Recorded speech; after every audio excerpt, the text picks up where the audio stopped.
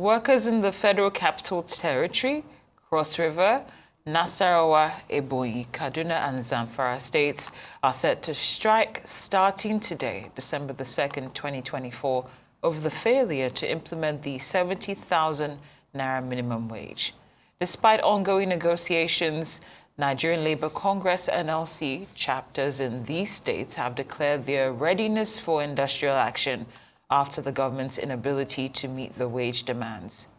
The NLC's FCT Council had already ordered an indefinite strike in the 6 area councils, while the Nasarawa chapter threatened to strike, citing a failure to finalize the agreement of the 70,500 naira wage. Now, Kaduna State, however, began implementing the new wage, with the least paid worker now earning 72,000 naira, even though workers have raised concerns over the lack of consequential adjustments. The strike could disrupt services in the states where agreements on wage implementation remain unresolved. Well, joining us now to discuss the impending strike by the organized labor in some Nigerian states over the new national minimum wage is the head of information of the Nigerian Labour Congress, Benson Upah. He will also be discussing the ongoing efforts to establish a police for pension fund administration. Good afternoon, Mr. Upah. Many thanks for joining us here on Newsday. Good afternoon. Now, let's talk about numbers for a moment. I'd like you to quantify the direct economic damage to workers and local economies, that have been caused by wage non-compliance. Let me say that the damage is monumental. The damage constitutes a crime against humanity, because it has been an act of wickedness, deliberate wickedness. You recall that the 2019 minimum wage expired in April this year. The process started and was perfected around July. Enough time for the governors to do the needful, start paying, apart from paying the arrears. But quite unfortunately, some governors chose to obey the law in breach. Of course, as some governors acted exceedingly well, for instance, KB, Edo under Obaseki, because I recall very well, even while the process was on, Obaseki elected to pay 70,000 with a promise to top it up if it went beyond 70,000. There were other states that acted benevolently. But quite unfortunately, some governors acting true to type, that they are actually godnors, not governors. Governors that have ascribed to themselves the powers of God chose not to do anything. And so this pitted them against us, against workers, and deepened poverty, and caused other social vices to rise. So in summary, I'd like to say that the damage has been monumental, existential. That would be my response. Oh, well, apparently the strike or industrial action would be taking place in some states in the country now. But I'd like to take, for instance, Kaduna State, where the government has said that it has begun to implement the 72,000 naira minimum wage. What exactly would be the bone of contention, and what's the reason for NLC going on with the industrial action in that particular state? Two issues here. First, after the passage of the law,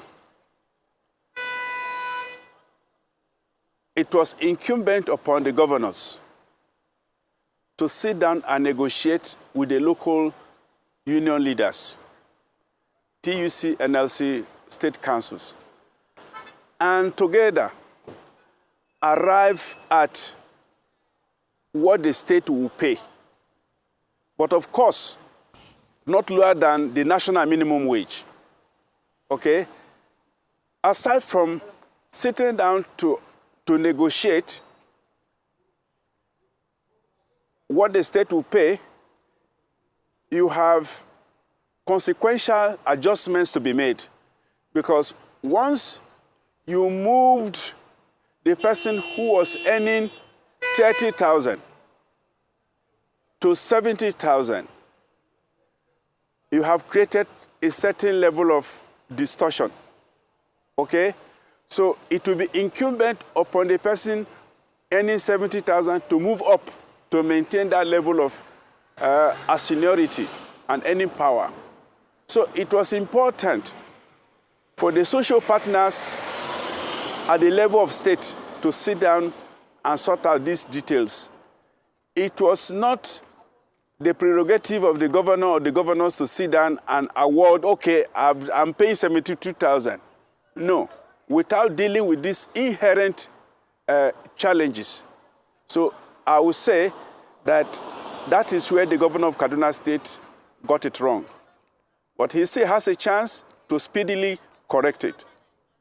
Well, thank you for that explanation, Mr. Upah, especially, and also the one that you Yes. gave earlier on regarding the quantifying the cost of this delay.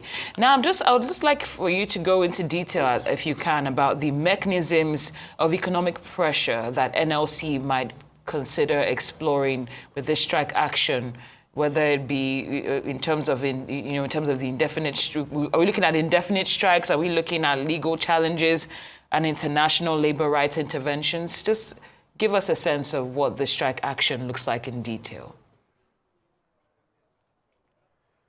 Well,